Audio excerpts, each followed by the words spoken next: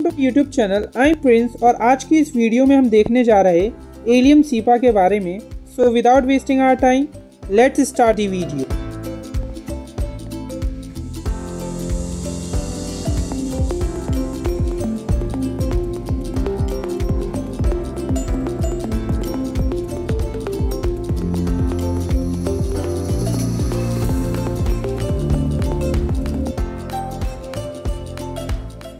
आइए सबसे पहले देखते हैं इसका इंट्रोडक्शन। सो एलियम सीपा का कॉमन नेम होता है रेड ऑनियन और ये बिलोंग करता है लिलिएसी फैमिली से। और इसका जो पेशेंट होता है वो हॉट पेशेंट होता है। मींस इसका जो पेशेंट होगा वो बहुत ज़्यादा सेंसिटिव होगा हॉट या फिर वार्म इन्वायरमेंट से। And this medicine is used for catarrhal inflammation of mucous membrane. अब हम देखेंगे कुछ पॉइंट्स इसके फिजिकल जर्नल से रिलेटेड। सो पहला पॉइंट क्या है? acute catarrhal inflammation of mucous membranes with increased secretion।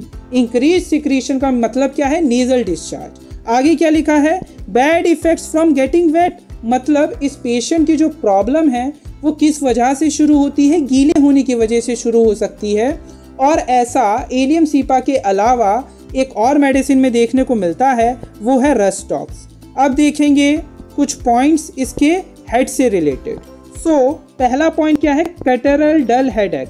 अब ये जो कैटरल है इसका मतलब क्या होता है? इसका मतलब है inflammation of mucous membrane and dull headache with coryza. Coryza में क्या देखने को मिलता है? स्नीजिंग देखने को मिलती है, नेजल डिस्चार्ज देखने को मिलता है। और ये जो प्रॉब्लम है इसकी कब एग्रीवेट करेगी?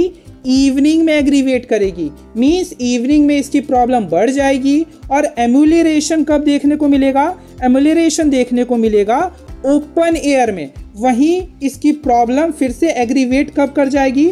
On returning to warm room. जैसा कि मैंने आपको पहले ही बताया था, इसका जो पेशेंट होता है वो बहुत ज़्यादा सेंसिटिव होता है वार्म इन्वायरमेंट से।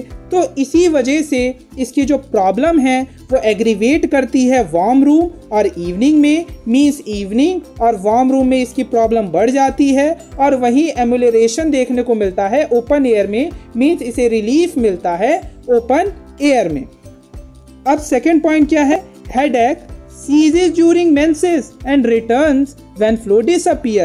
मीन्स इसके सर दर्द से इसे रिलीफ मिल जाता है ड्यूरिंग मेंसेस, पर जैसे ही फ्लो डिसअपियर होता है इसका सर दर्द वापस आ जाता है। तो ये भी बहुत ज़्यादा इंपॉर्टेंट सिम्टम है इस मेडिसिन के बारे में। और ऐसा एलियम सीपा के अलावा दो और मेडिसिन में देखने को मिलता है जिसमें ड्यूरिंग मेंसेस जो इसका सर दर्द है उसमें रिलीफ मिलता है और जैसे ही फ्लो डिसअपियर होगा वैसे ही सर दर्द वापस आ जाएगा।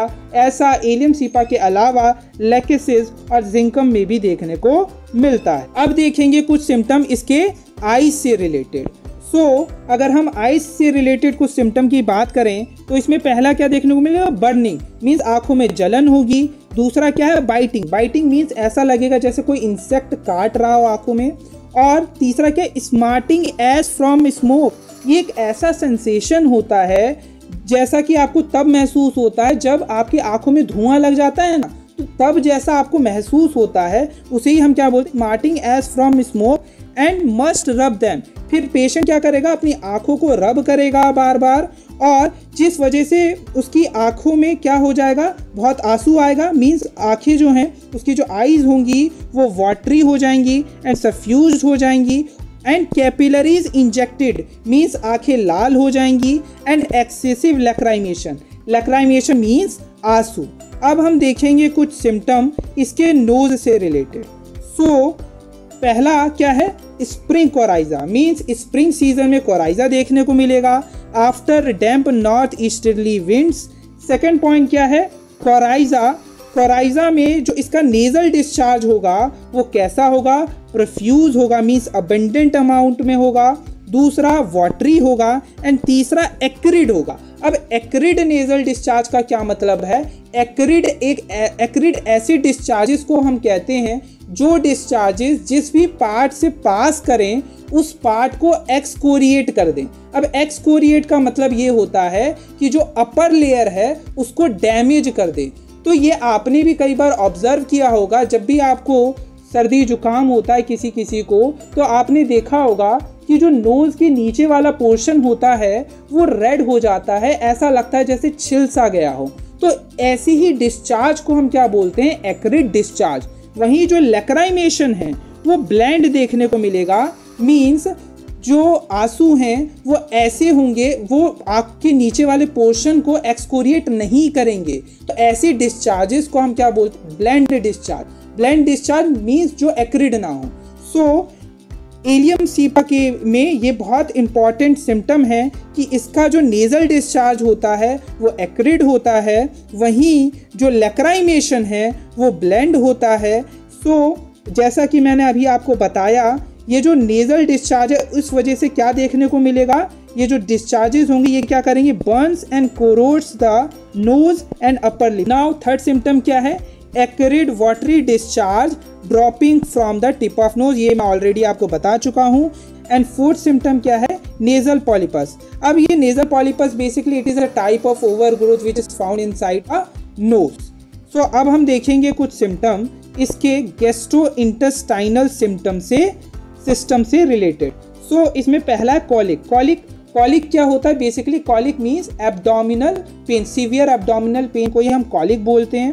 और ये जो कॉलिक है ये किस वजह से हो रहा है, तो cold by getting feet wet, तो मीन्स पैर गीले होने की वजह से जो कोल्ड हुआ है उस वजह से अगर एब्डोमेन में पेन हो रहा है, या फिर ओवर ईटिंग की वजह से, या कुकुम्बर्स या फिर सलाद खाने की वजह से, हेमोरॉइड्स की वजह से, या चिल्ड्रंस में अगर कोलिक देखने को मिल रहा है, तो उस केस में हम इस मेडिसिन के बारे में सोच सकते हैं। और इसका जो कॉलिक पेन होगा ये एग्रीवेट करेगा, मीन्स इसका जो एब्डोमिनल पेन है वो बढ़ जाएगा सिटिंग मीन्स बैठने से, और एम्यूलरेशन होगा मूविंग अबाउट मीन्स चलने से इसे आराम मिलेगा। सो अब हम देखेंगे कुछ सिम्टम्स इसके फीमेल रिप्रोडक्टिव सिस्टम से रिलेटेड। सो पहला है phlebitis. Phlebitis means inflammation of veins and puerperal means 6 weeks after delivery and after forceps delivery के केस में हम इस मेडिसिन को दे सकते हैं। अब अगर हम इसके कुछ सिम्टम देखें रेस्पिरेटरी सिस्टम के बारे में, तो पहला है hay fever in August every year. तो अगस्त में हे फीवर देखने को मिलेगा एवरी ईयर, जिसमें वायलेंट स्नीजिंग होगी, वो भी कब, on rising from bed, means bed से उठते ही वायलेंट स्नीजिंग देखने को मिलेगी। और किस वजह से, फ्रॉम हैंडलिंग पीछे। दूसरा इंपॉर्टेंट पॉइंट क्या है, catarrhal laryngitis means inflammation of larynx and cough compels the patient to grab the larynx, means जब भी ये खांसेगा तो ये क्या करेगा, ये होल्ड कर लेगा किसको, लैरिंग्स को, मीन्स इसका जो नेक वाला रीजन है उसको ये पकड़ लेगा कब, खांसते समय कफ के टाइम पे। सीम्स एज इफ कफ वो टीयर इट, इसे ऐसा लगेगा इसकी जो लैरिंग्स है वो टीयर हो जाएगी जैसे ये कफ करेगा।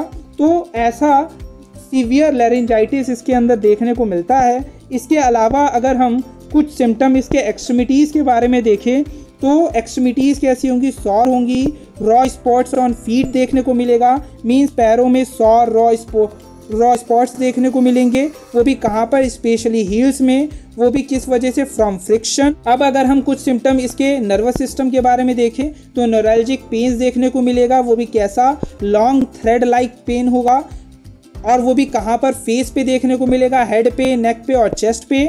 एंड दूसरा पॉइंट क्या है, ट्रोमैटिक क्रोनिक न्यूराइटिस के केस में भी इस मेडिसिन को हम दे सकते हैं। Neuralgia of stump after amputation, burning and stinging pain देखने को मिलेगा। इसके अलावा अगर हम इसके मोडालिटीज़ की बात करें, जो कि मैं ऑलरेडी आपको बता चुका हूँ, एग्रीवेशन होगा predominantly in evening and in warm room, मैं बता चुका हूँ इसकी प्रॉब्लम इवनिंग में और वार्म रूम में बढ़ जाती है। और एम्यूलरेशन कब होता है, in cold room and open air, cold room और ओपन एयर में इसे रिलीफ मिलता है। इसके अलावा अब अगर हम कुछ इसके की नोट्स पॉइंट्स देखें, तो इसमें पहला पॉइंट है complaints are cause due to warm room and evening. तो इसकी प्रॉब्लम की शुरुआत हो सकती है किस वजह से, वार्म रूम और इवनिंग में।